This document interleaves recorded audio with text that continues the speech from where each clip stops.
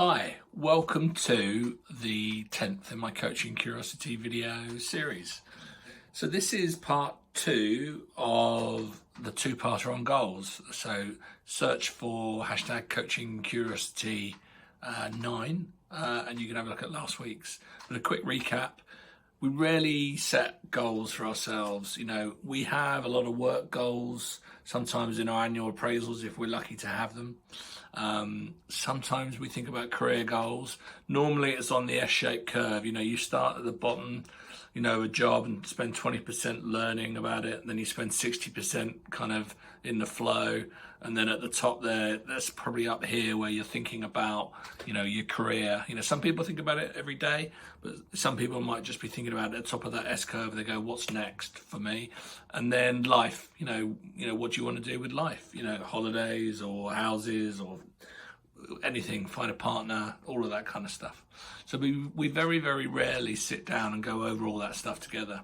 So, you know, when was the last time you really thought about a 1, a 3, a 5, a 10-year plan for all that kind of stuff? So I touched upon that. I touched about how goals should be bespoke to you at work, you know, not your boss's goals, not your boss's goals, stuff that areas of your influence. And then I talked about SMART goals, and I extended that using the rich role example in terms of SMARTs with an extra S, service orientated. You know, can it also be beneficial to someone else, you know? So talked about a life and coaching wheel. So my coaching wheel that I have bespoke to me is about 16 different areas where you score yourself from 1 to 10, so you can get that forward momentum really well. That half of that is life, half of that is work. We talked about, I mentioned stretch goals, and I wanted just to dig into that a little bit today. So stretch goals are often described as getting outside of your head, not getting out of your head, you know, not that kind of stuff. But yeah, getting outside your head, kind of 10x, I think, is a modern way of kind of saying it, you know, or 1,000% or whatever you want to do. I think Google famously in the noughties, when they were looking at data storage and what was going to have to happen in the next 10, 20 years, you know, they famously were described as having real massive stretch goals. So why do stretch goals? If you're a little bit cautious, it can sometimes stifle innovation. You know, that's one of the bits of the thinking. You know, stretch goals do stimulate peak performance. They stimulate competition, maybe increase effort, particularly in the workplace or for yourself.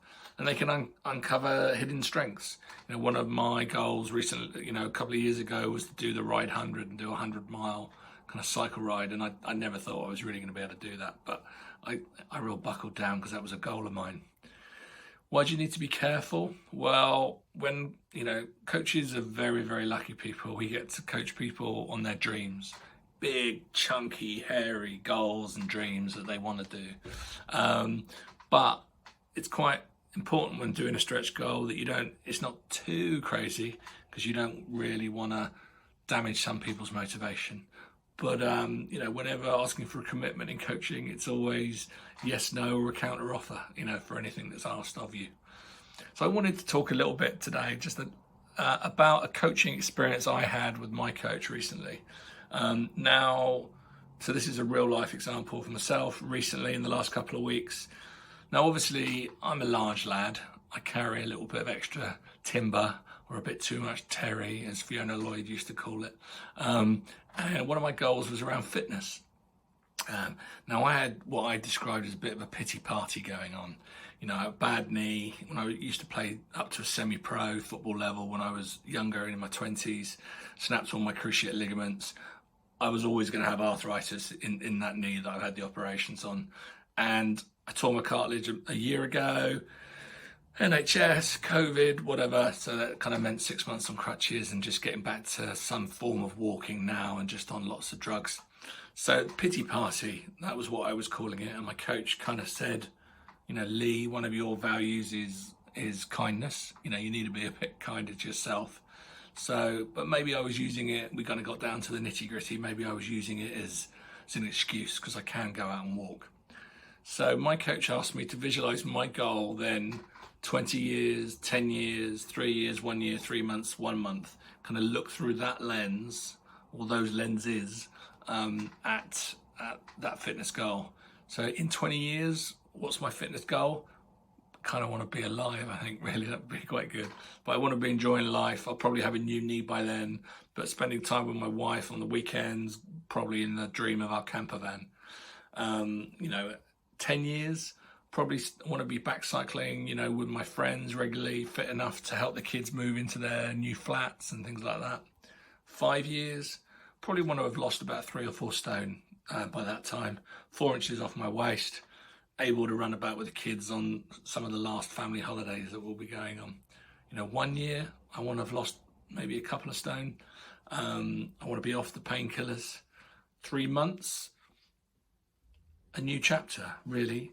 And for me, we got down to the nitty-gritty of that goal being about maintenance kind of fitness. And then 1 month, so regular exercise most days. And then through the coaching and through looking at those lenses, okay, how many times are you going to commit to that weekly? And for me, that was kind of like at least 4 times. I've got to do 4 times and I want to do more. But again, it's achievable. Kind of, I don't want to beat myself up if I don't get to do it. Then I made a commitment. So I changed my calendar for all my bookings for the coaching so I could actually block off time where people couldn't book sessions. And then in terms of my commitment to my coach, I took a picture of that, sent it to her on WhatsApp and said, here we go, that's my commitment. And then one of my walk took a couple of nice pictures as we were going around. So hopefully that's a good example about how actual coaching with me and me being coached gave me an example of the goals that I set, but used a different tool and technique to actually look at it, look at it through different lenses and make it achievable. Pay it forward this week. I haven't got it. Someone dropped out at the last minute. So sponsored link, bulb, renewable energy. I use it. I'm going to put a link again down in the comments. If you're looking to save money, if you're looking to go to cleaner energy, use this link, change your gas and electric. I'll get £50, you get £50, all good. So that's a sponsored link and I'll be back to normal pay it forwards next week. Cheers.